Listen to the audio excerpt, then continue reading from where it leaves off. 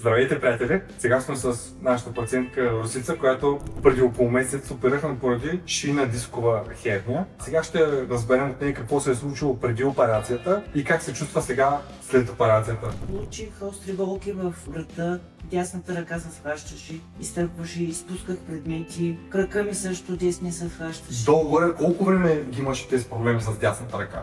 Около 10 дена. С течение на време се усилиха тия болки, инжекции, капчета, но нямах никакво облегчение. Направим после образна диагностика, скенери и резонанс на шията. Какво стана после? С помощта на вас, който ме оперирахте, още веднъж хиляди благодарности на доктор Васил. Уникален човек, респект към него и неговия екип.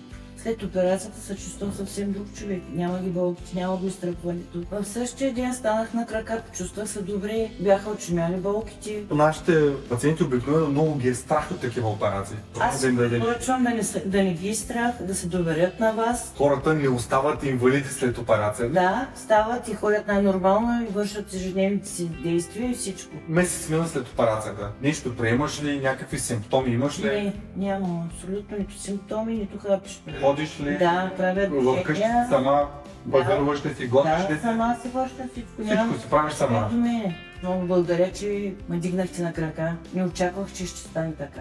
Благодаря ти много, Миличка. Аз благодаря.